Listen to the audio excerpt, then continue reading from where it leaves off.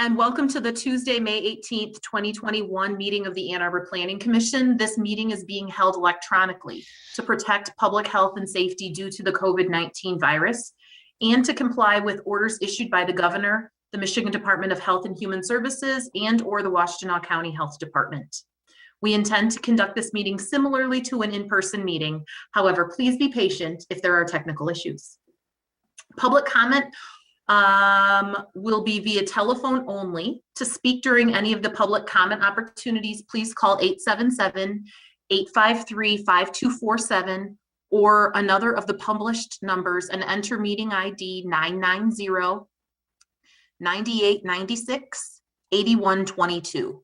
This information is also available on the published agenda, in the public notices section of the city website, and on the broadcast of this meeting on CTN Channel 16, AT&T Channel 99, and online at a2gov.org/watchctn, where you'll select the government channel. Item 2 is the roll call.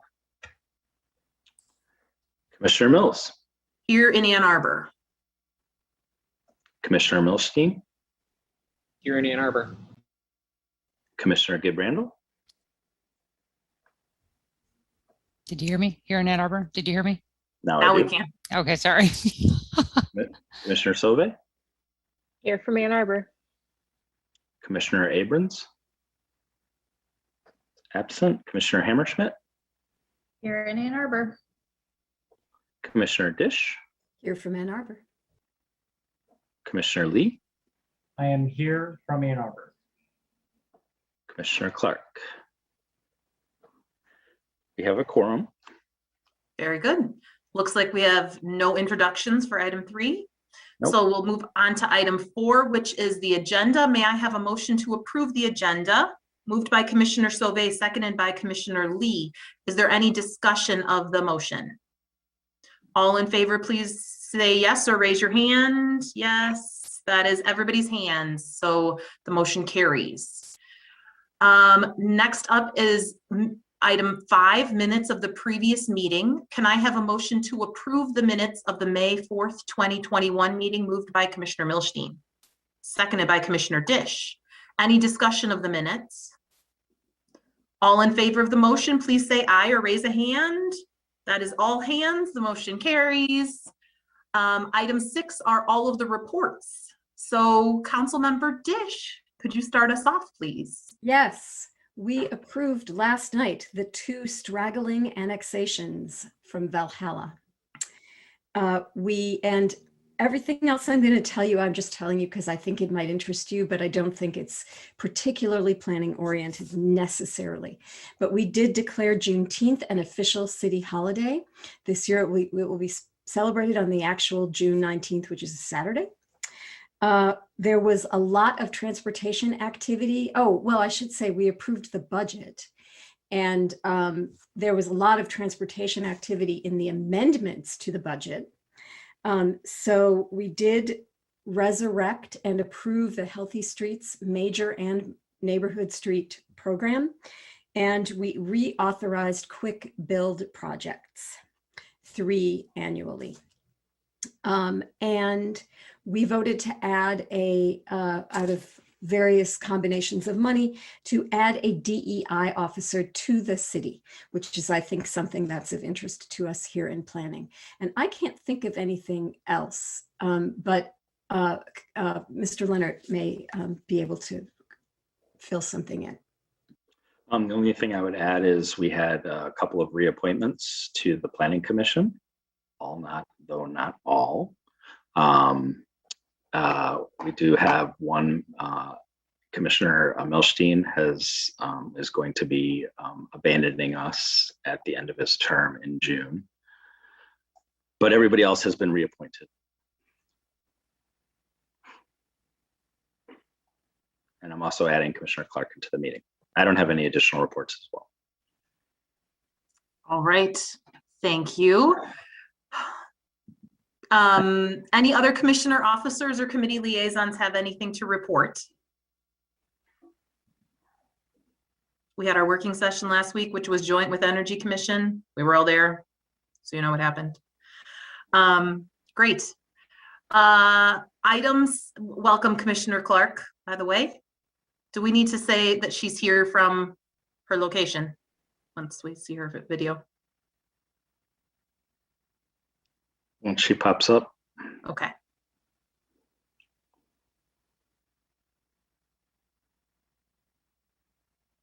Why don't we move on to public comment and then we'll take care of that last bit of attendance. So next on our agenda is item 7, which is public comment. It's an opportunity for persons to speak for up to 3 minutes about an issue that is not listed as a public hearing on the agenda. So this is not the time to talk about home occupation amendments. To comment on any other matters, please call 877-853-5247 and enter meeting ID 990-9896-8122. City staff will select callers that have raised their hand using the last 3 digits of your telephone number. In order to electronically raise your hand to indicate your desire to speak, you'll press *9 on your phone once you dial in. You'll hear an automated announcement that the host is allowing you to speak. And when speaking, please move to a quiet area and mute any television or background sounds so that we can hear you clearly. Please also state your name and address at the beginning of your comments. So if there's anyone on the line that wishes to provide a public comment not about home occupation amendments, you can press *9 on your phone to indicate that. Just give it a few moments here. Sounds good. It also looks like we lost Commissioner Clark, so maybe has the technical difficulties that sometimes plague my house too. No indication of speakers. All right, there'll be another opportunity for public comment, so anybody watching can call in at the end of the meeting. Item 8 are the public hearings for the next business meeting. Yes, we have one new public hearing scheduled for the June 1st meeting of the Planning Commission. Can't believe June is our next regular business meeting. It is 300 West Huron Street, hotel site plan for city council approval. This is a proposed petition for that 3 parcels will be combined to create a 0.35 acre site for a new 5-story hotel zone D2 downtown interface. Very good. I see Commissioner Clark again, so let's try to get her in and then we can start item 9, the unfinished business. Welcome back, Commissioner Clark.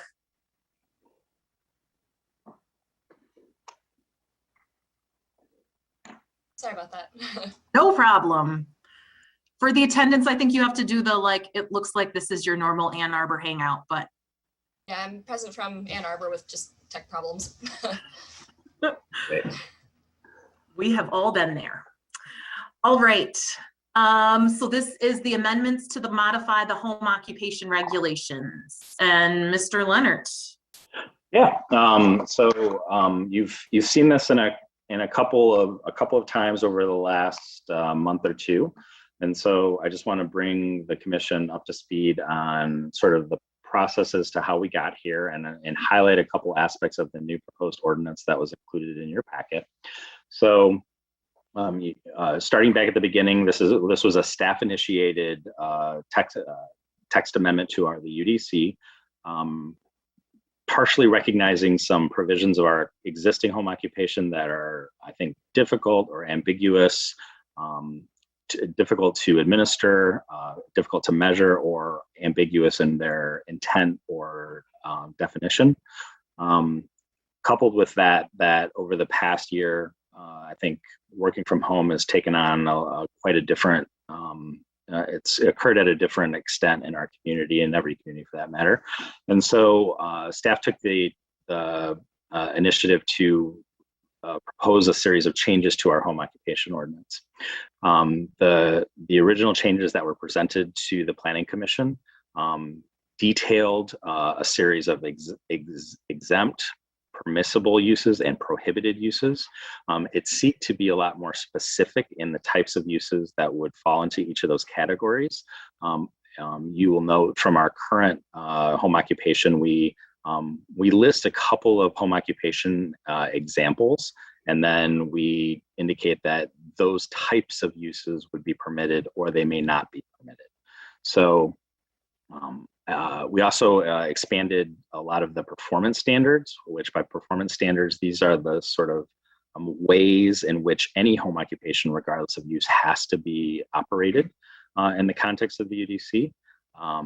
Those combined changes were presented to the Planning Commission. Well, first the Ordinance Revision Committee and then the Planning Commission. They were adopted. After that, the Planning Commission heard a lot of feedback from the public about concerns about, I would say primarily the articulation of uses, that is specifically defining those uses that were permitted and those uses that were prohibited. The Planning Commission ultimately elected to reconsider that ordinance and postponed it to this meeting where we are today. Prior to that, what staff did is had a conversation with the Ordinance Revisions Committee late last month, and in short presented sort of what I would say are two potential avenues of how the home occupation ordinance could evolve from the one that was previously adopted. One made a series of what I would say are minor changes. It was responding to some of the specific concerns that were raised by both public and by the Planning Commission, adjusting some uses, adjusting some performance standards that were sort of brought up in a very specific way. And then the sort of second option, which is the option that is now presented to you this evening, is a more streamlined approach that ignores use and only specifies the performance standards by which any home occupation would have to abide by in the city. What that means is that we are not drawing any distinctions as to the type of home occupation that is permissible or not permissible. We are simply saying that whatever type of home occupation operates has to be done in accordance with those performance standards. Some of those performance standards are the same from the previous version. There are a couple differences that I'd like to highlight. One is the delivery time restrictions. There was a bit of conversation. We had originally proposed that deliveries would have to be restricted to Monday through Saturday from 8 to 8. Taking a cue from some of the dialogue we heard from both speakers and conversation at the Planning Commission, that deliveries happen throughout the city on schedules that we as recipients of that don't have a lot of control of, whether we are a commercial business or residential. And so that provision has been struck. The maximum number of client visits per day has been increased from 12 to 24. This would provide, I think the rationale of discussion at ORC was that this would provide sort of up to the maximum client visits for a 12-hour day for half-hour appointments.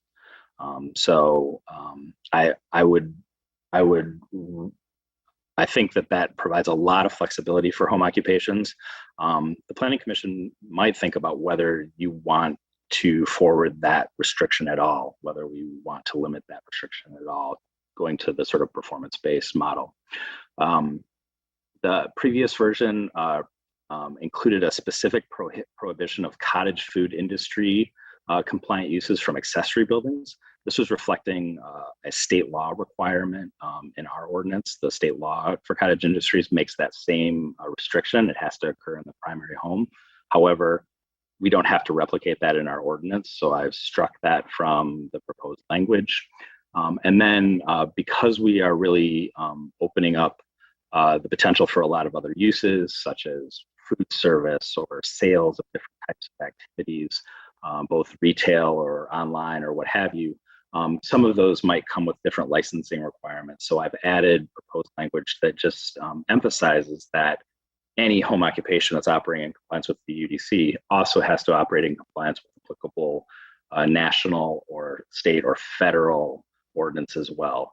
Some examples of this are, of course, on the local level. We might have a lot of food safety licensing for different types of food services. I don't profess to be an expert in that, but as we're opening up different commercial food occupations, they may require licensing from the Department of Public Health. At times, auto sales, for example, require a state license. That's something that we occasionally get an inquiry from. That would be a state license. And then we get, oftentimes we get a request for certification to allow the sale of firearms. And I believe that's a federal legislation. So that language was added to be a catch-all to say that this is just the land use perspective. It doesn't absolve you from any other requirements that you would have to meet for that proposed home occupation. A lot of the other standards remain.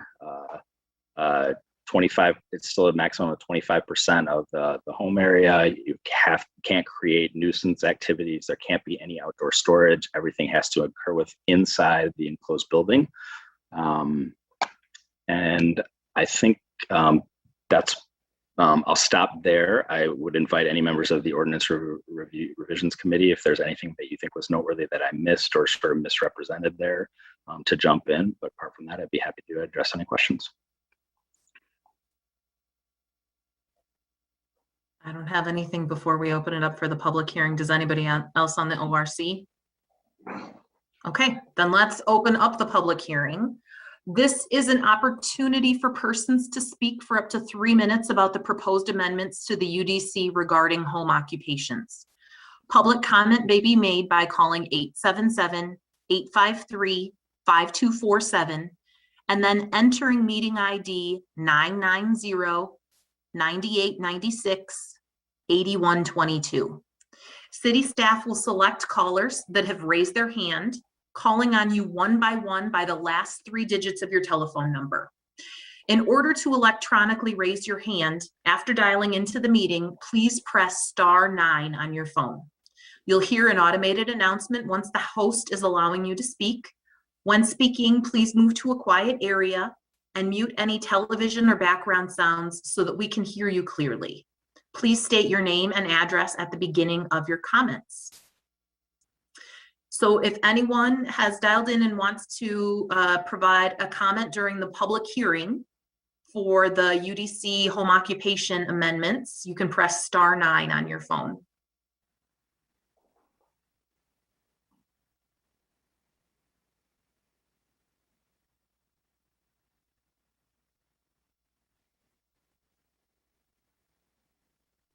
I think we've provided enough for the TV delay. All right, we'll close the public hearing and I'll read the motion. The Ann Arbor City Planning Commission hereby recommends that the mayor and city council approve an ordinance to amend section 5.16.6 of chapter 55 of the city code, Unified Development Code, to amend home occupations regulations. Moved by Commissioner Milstein, seconded by Commissioner Hammerschmidt. Any discussion of the motion? The amendments. Commissioner Gibrandel. I really like the direction that this is taken. I think it makes a lot more sense and it gives people flexibility. One thing that has struck me, and this is based on some experience, not of my own, but of a former employee who went and took some dance classes at a home where they had totally changed over the entire basement. And they were having, like 20 people show up at a time. And so this is what I'm wondering about with the parking, the visits business is by the way you kind of couch that phrase, it made it seem like they were spread out during the day. And I think that that would be completely fine with me if somebody was a therapist or whatever, and they had one person showing up every half hour. But if 25 people all show up at the same time to do a dance class, that feels different to me. And so I'm just wondering how we might be able to address that type of situation. And this is a real thing. This isn't a hypothetical. This is somebody who, this is what they're doing. So I think that's too much personally in terms of having that many people descend in the neighborhood at once. And, presumably, she could have 3 classes a day and there's 75 people and she exceeds it, but she could also just say, I'm doing my evening class slot and 25 people all show up at once. So I think that is a burden to the neighborhood to have everybody descend all at the same time on a regular basis. This is not just like the house at the end of the street having a party every once in a while. This is something that could be happening every night. So I'm just wondering if you feel like the way things are written, that we might be able to adjust and tweak a little bit to be able to keep that from happening. Yeah, thanks for the comment. While the maximum client visits in this draft has been increased from 12 to 24, we've retained that it cannot be more than 4 clients at any single time. Great. So that remains. It's not to say that at times it's difficult to measure, identify, but we have put in the restriction that would prohibit that from. Okay, that's great. Okay, that makes a lot of sense. In following up on that though, because actually the dance class is a good example, presumably it's dancers and their families, or at least that was one of the things that I read in Commissioner Gibb-Randall's Between the Lines. Would you, like, each of the visitors is a client? Is that how you would interpret it?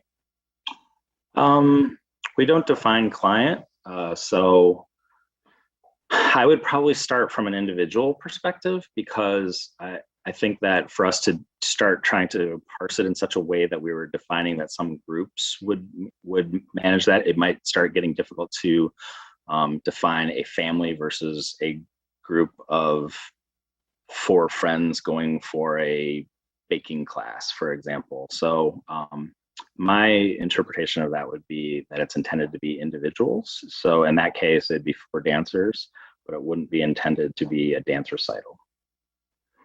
Okay. The dancers and their guests, like it could be 2 dancers and each one has a guest, and that's the 4 at one time. Yeah. Okay.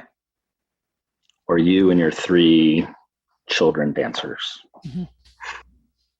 Okay. As long as, I think that just making sure that, like, you know how you're going to interpret it, right? Because so much of this is just like, how do you think having it, I know that we were intentional in talking about clients here rather than delivery people, right? Like that was actually the genesis behind a lot of the, like, reconsidering this, or initially, like the initial revisions were for this particular line. So our current ordinance restricts trips. You can't have more than 10 trips. So. Got it. Okay. I also just want to note to everybody to put out there that, I mean, on ORC, we talked about this.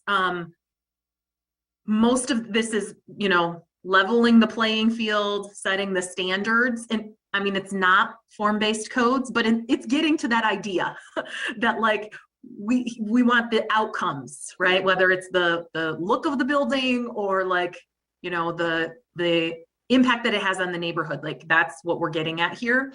And I think I like that.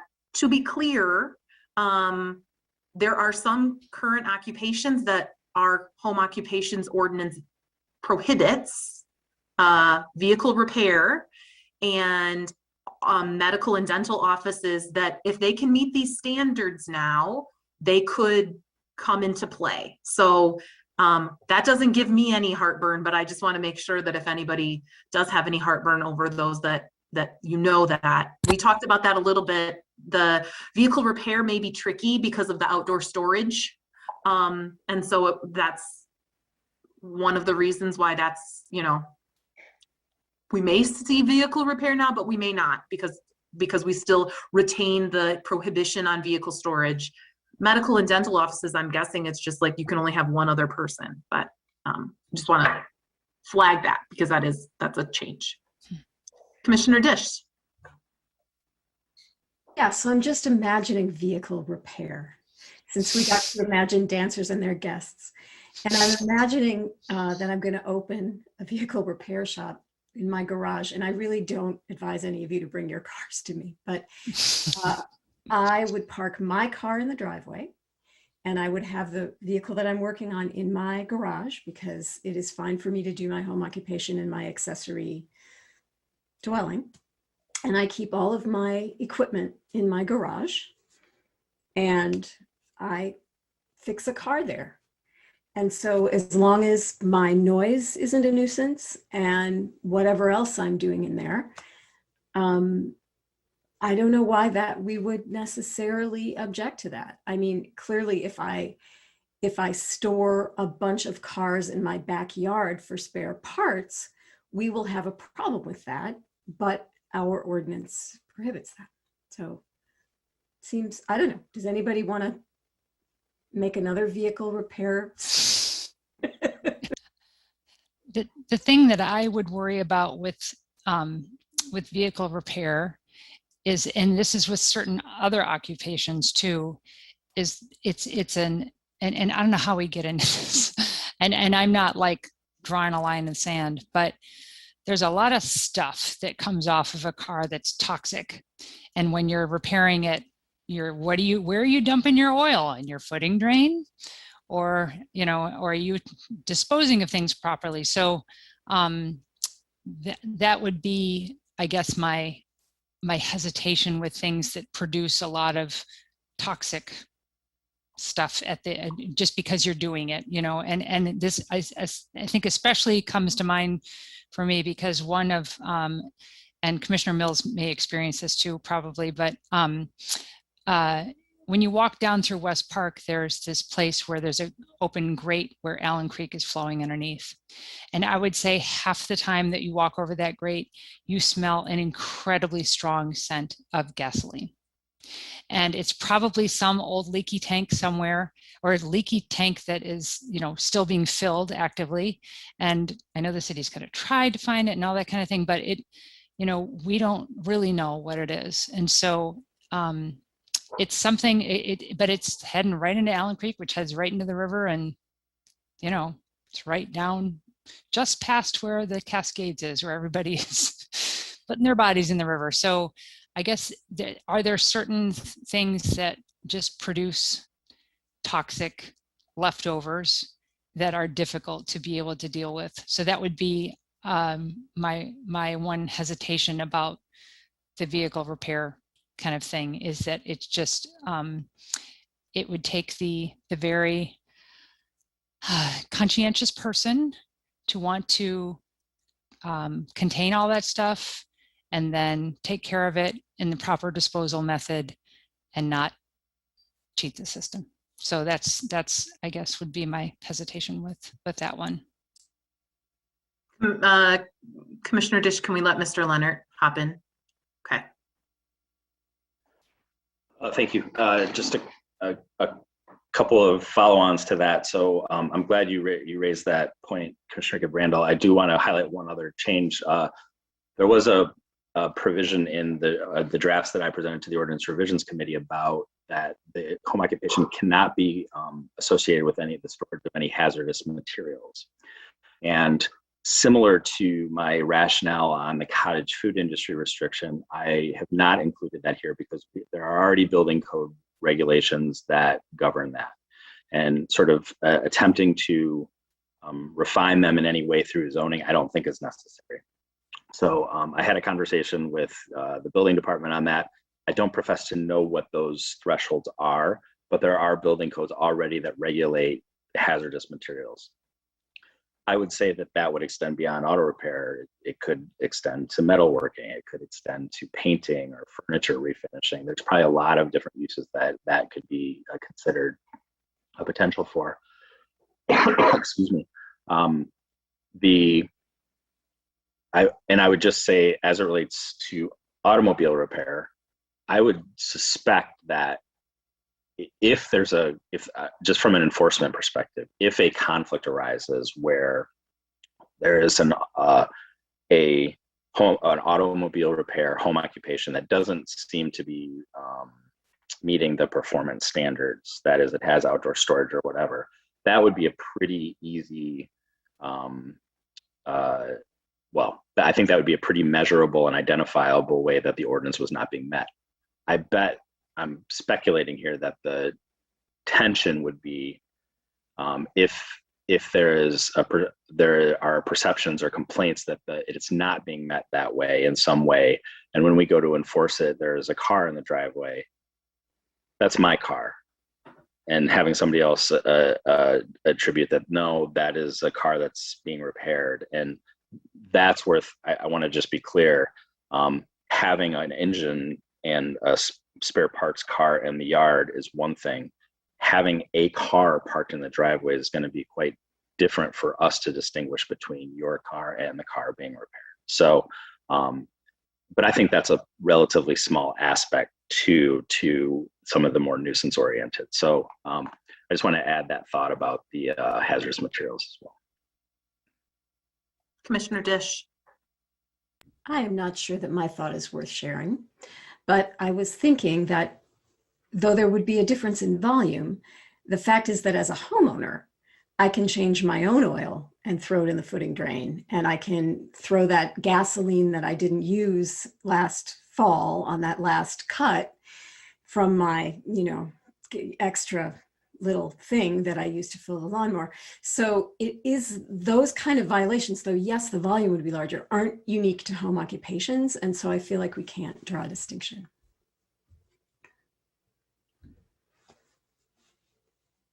And for like the whole hazardous materials, that was part of the discussion that we had at ORC too. Like, at what point does what you have for your, home craft become something that's different for, in volumes for home occupations? But that, as Mr. Leonard said, like, there's other things that govern that. So, any other discussion about the home occupations ordinance amendments?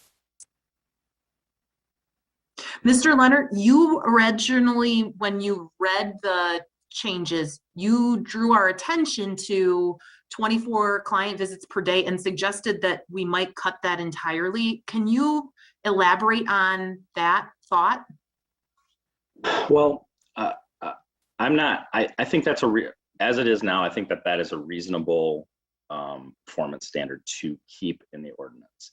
But it strikes me that a lot of what we're doing in the other performance standards, in a way, are setting,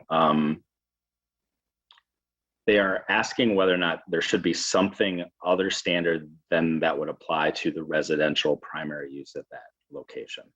And one of the things that I thought was, while it is entirely unlikely, there is no prohibition that 24 people come and visit you at your home every day.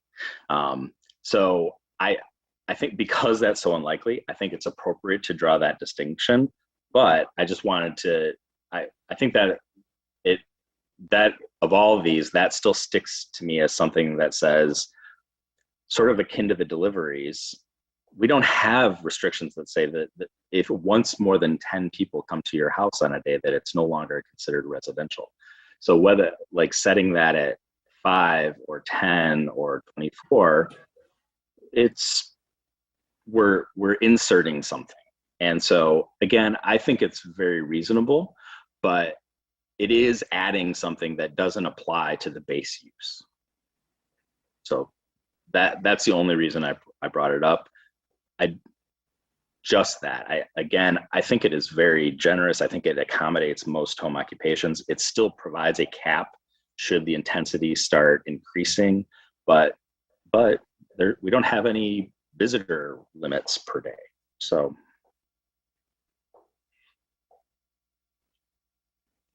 Commissioner Hammerschmidt.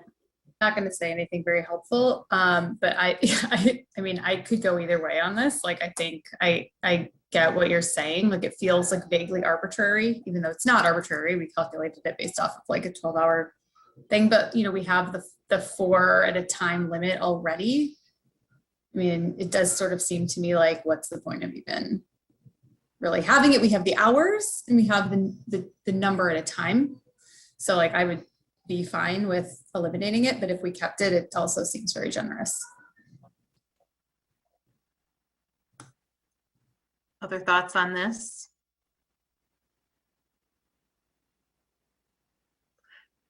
Because your home occupation could be every day or 3 or 4 or 5 days a week, and maybe there are very social people who have that many visitors. I just feel like that could be the thing where where it starts to feel not more commercial than residential. because I don't think most people have neighbors who have 24 visitors a day. And so while I think limiting it in number makes sense just from, whether, not that I care too much if people have to walk an extra block to find parking. Like, I'm not gonna make it from that, but it changes kind of like how things work in neighborhoods.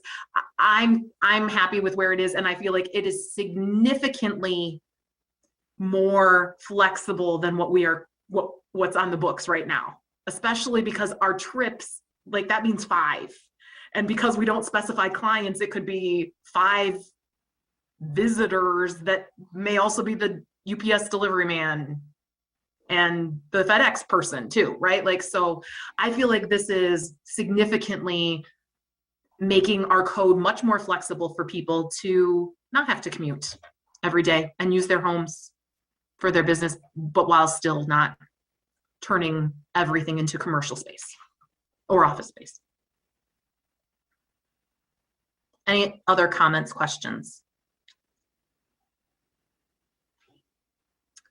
All right, Mr. Leonard. I also just want to say, like, the lesson in my head is that this was one that we took at the end of a very long meeting. Like, it was already, it was a long meeting. I'm glad that we could think in like daylight hours. The sun is still shining out there a little bit more rationally about things too. And, the unintended consequences, trying to fix one thing and what do you do? And I would just say zoning is a living document.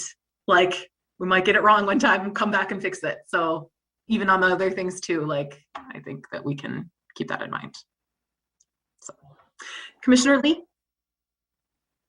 This is more of a philosophical question in nature. And I guess let me just anchor this by saying I'm in support of the direction this is going. I think the flexibility recognizes everyone's concerns with respect to artisanal, custom, kind of like crafty work, whether it's studios, etc. So I'm in favor of where it's going.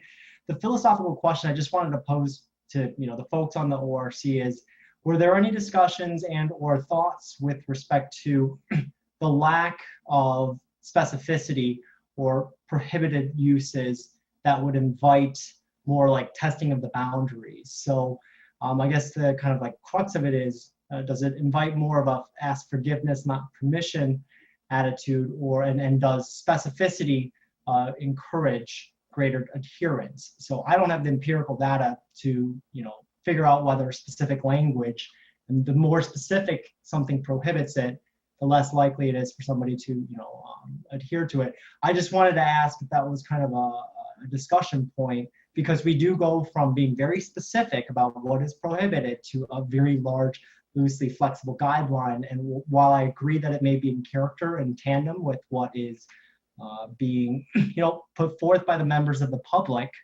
I invite that kind of philosophical discussion of, does specificity encourage greater adherence, and do we have any concerns that the lack of specific prohibitions lead to just testing? Yeah, well, maybe I will change, start I don't know, a dance studio that is not clearly incidental, but you can kind of see where I'm going at with this. So was there any kind of discussions in that realm of thought from ORC? Does anybody else on the ORC want to chime in? Or I can recap kind of what we talked about. Go ahead, Commissioner Sauvé. I think the only other thing we discussed was like what we're missing in our blind spots and figuring out how we want to capture our blind spots. Because even in prohibiting something, we might forget to prohibit something that is going to find the boundaries anyway. When you start prohibiting, I guess it is like, if it's not written in, it's prohibited, as kind of a standard factor of reading it. But in the same way, I think through a lot of the public engagement, what we were finding is there's a lot of creative and unique small businesses that we want to make sure that we're not limiting. And so to open it up and think about performance standards, it really supports all of the kind of unique characteristics that might be happening in our community, and making sure that those are enabled without trying to draw a line on either side. So I think that was the main takeaway from how we discussed it. Go ahead, Mr. Leonard. I just, not quite what you asked, but I really appreciate the question. I will tell you that our current framework, I think, is not specific. It's not providing that sort of reliance that the original draft did. And so I think that I will just sort of, I guess, share that as I worked on it and presented it to you, that really appealed to me. The specificity of I can find my use hopefully in that one of those three categories, and I know explicitly that where it falls. That is sort of an example of sort of, I think, a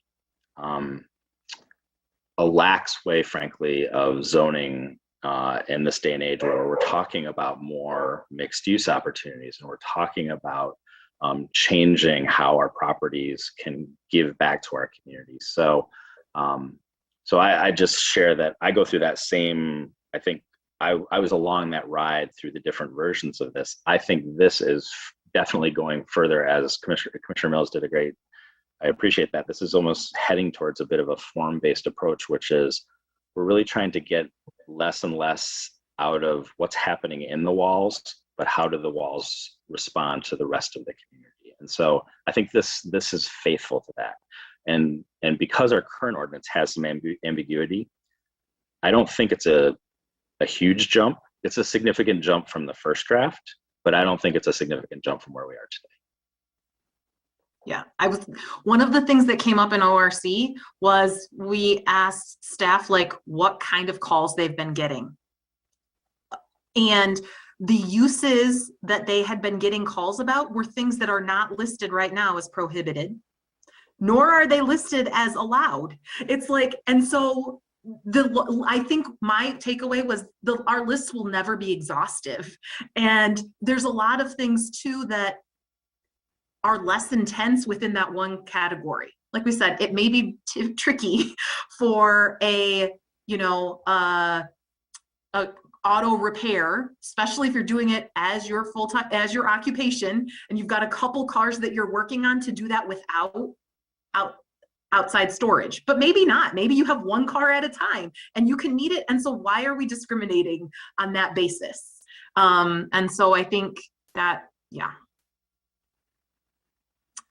There was also I think we got a letter or two about kind of some classism about what we consider okay in terms of occupations. And I think that that's fair critique. And hopefully we are moving to setting what our goals are, our performance standards, and moving towards something that's fairer. Commissioner Dish. In the philosophical spirit of that question, I would say that I am more comfortable thinking about how entities relate to their context than I am thinking about regulating what goes on inside people's homes. Generally, any question you want to ask me about that, right? I don't want to be saying, oh, I caught you doing X. And so this makes it consistent with that understanding. I mean, obviously I would regulate it if you were, I don't know, obviously, committing a crime against your child or something like that, or your dog. But that's an entirely different thing than regulating the uses that people make of things. And it's really a question of how that entity relates to its context. So I like this for going there. Commissioner Lee. Yeah, and as to clarify, I do support, again, this flexible. I like, thank you for engaging with that question. And I guess I also am just thinking from my own curiosity of that correlation between specificity of language and contractual adherence, or whether call it law or call it the social contract per se. But so thank you for entertaining that notion. I think you guys did an excellent job explaining, and just know that I will be in favor of this particular ordinance in its current form. So thank you. Other comments or questions? Commissioner Milstein. I just want to take a moment to thank everybody who called in a month ago or so. Without citizen participation, we wouldn't have gotten to this point. So for anybody who's watching us right now and who called in, thank you so much. And also thank you to MLive for running that article. I posted it and got a lot of feedback, and I think the direction we're going in is the right way to go. So thank you. Anything else? Mr. Leonard, if you want to take a roll call vote for us, please. Happy to. Commissioner Mills, Yes. Commissioner Milstein, Yes. Commissioner Gibrandal, Yes.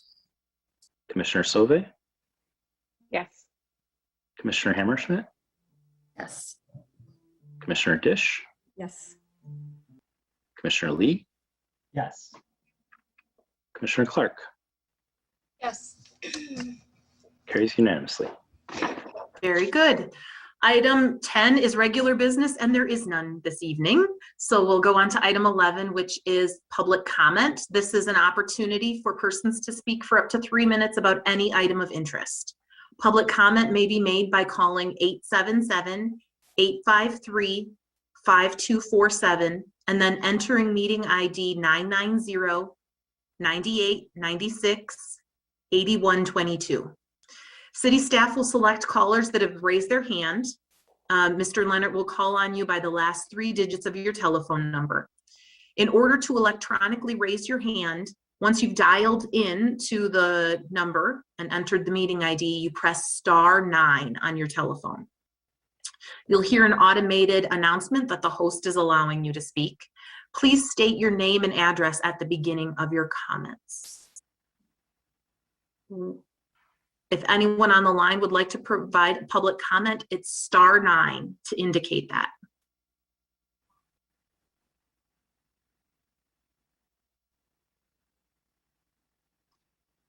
See no indication.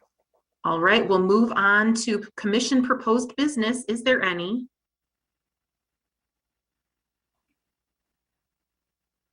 Well, in that case, we'll get to item 13, which is adjournment. I was going to say we have commission proposed business when our meetings go until 11.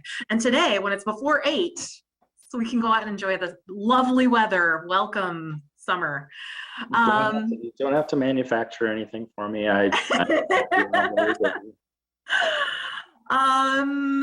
Adjournment is item 13, moved by Commissioner Sauvé, seconded by Commissioner Milstein. All those in favor, please say yes or raise your hand. That is everyone. Have a lovely evening, and we'll see you in June.